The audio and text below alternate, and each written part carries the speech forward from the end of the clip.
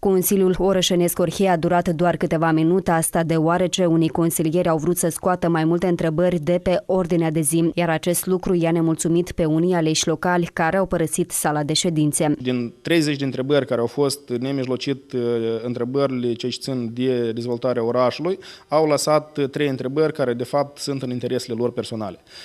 Și anume fracțiunile PD, PL, PCRM, consilierii socialiști și consilierul independent au exclus din ordinea de zi aceste probleme stringente ale orașului.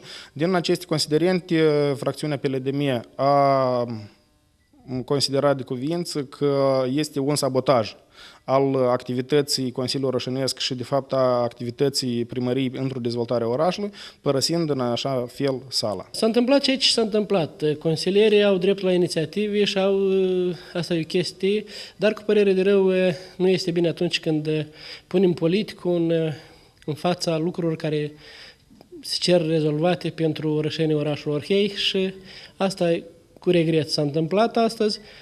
Eu cred că totuși rațiunea va învinge, mulți din consilieri își revăd pozițiile și revin în ședința următoare pentru a soluționa aceste întrebări stringente care țin de orașul Orhei. Consilierii la rândul lor spun că nu contează din ce formațiune fac parte, e important ca lucrurile în orașul Orhei să evolueze pozitiv. De fapt, majoritatea consilierilor, indiferent de formațiunea politică din care fac parte, au conștientizat că lucrurile în orașul Orhei nu merg așa cum trebuie.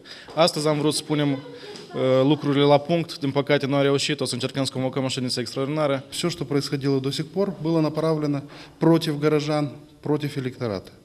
К сожалению, то есть мы этот факт установили и объединились в составе ПЕЛЕ, ПЧРМ, ПСД и независимый депутат ГЛОБА для того, чтобы остановить многочисленные факты коррупции, взятничества и расхищения средств города Оргеева. Unii aleși locali susțin că asemenea tensiuni se simte de mai mult timp în Consiliul Orășenesc Orhei. Situația care acum este 2 ani de zile și nu s-a schimbat nimic în oraș și vedem că fiecare zi cât mai rău și cât mai rău. De asta vrem să punem că primăria și noi împreună să lucrăm o leacă și să conlucrăm. Noi am venit cu noi proiecte de decizii, ce ține de starea deplorabilă a drumurilor din orașul Orhei. Am vrut să întrebăm cum lucrează transportul în orașul Orhei. Sunt probleme cu gunoaște orășănească și mai multe. De aceea ne pare rău că colegii noștri au părăsit sala. Sperăm că în ședința extraordinară vom rezolva toate întrebările ce țin de oraș, de activitatea normală a orașului. După ce fracțiunea Partidului Liberal-Democrat din Moldova au părăsit sala, ședința a fost anulată din lipsă de quorum. Aleșii locali se vor întâlni pe 19 iulie în ședință repetată.